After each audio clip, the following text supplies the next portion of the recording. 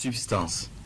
Le 3 janvier 2026 à 23h, il était prévu une action de déstabilisation du pays. Cela allait se faire par une série d'assassinats ciblés des autorités civiles et militaires, en commençant par la neutralisation du camarade capitaine Ibrahim Traoré, chef de l'État, président du Faso, soit à bout portant, soit par une action pour miner son domicile. Après cette action, devrait suivre une action de mise hors service de la base drone et une intervention militaire terrestre des forces extérieures. Les acteurs impliqués pour une question de confidentialité et aussi pour éviter de compromettre l'efficacité des enquêtes, nous allons citer seulement l'acteur principal. Il s'agit de l'ex-lieutenant-colonel Paul-Henri Sandaogo Damiba.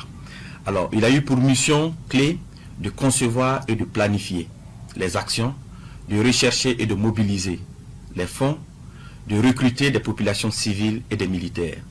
Les militaires avaient pour mission de coopter d'autres militaires, de mettre en place des groupes d'action avec des missions bien déterminées.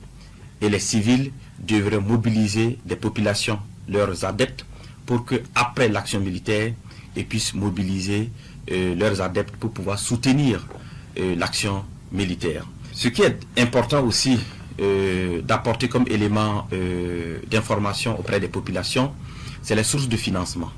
Il s'est de souligner qu'une bonne partie du financement provient de la Côte d'Ivoire, dont la dernière opération s'élève à 70 millions. Alors, je tiens aussi à souligner que les interpellations se poursuivent, ainsi que le démantèlement des réseaux. En tout état de cause, et pour prendre l'opinion nationale à témoin, nous mettrons à la disposition des médias des vidéos d'aveux issus des auditions de quelques acteurs clés. Alors, les enquêtes se poursuivent, les interpellations également se poursuivent.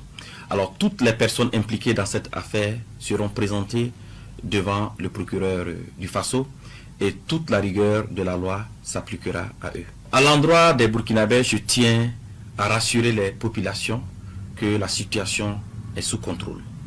Je les invite à rester sereines. Aussi, je tiens à saluer l'esprit d'abnégation, l'esprit de patriotisme des populations et particulièrement de la veille citoyenne. Cette énième mobilisation des populations pour protéger leur leader, le camarade capitaine Ibrahim Traoré, témoin de leur détermination à soutenir la marche irréversible de la libération du Burkina Faso des chaînes de l'impérialisme.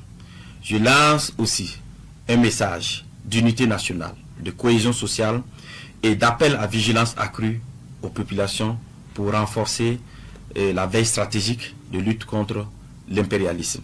C'est l'occasion pour moi d'appeler l'attention des populations à faire montre de discernement dans leurs activités quotidiennes pour éviter d'être auteurs ou co-auteurs ou complices des projets funestes de déstabilisation de notre pays en dénonçant tout comportement au numéro indiqué.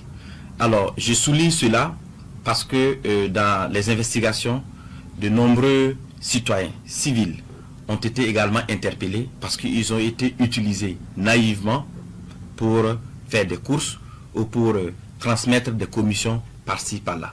Et donc c'est pour cela que je tiens réellement à ce que les populations soient vigilantes, à ce que les populations fassent montre de discernement dans leurs activités quotidiennes.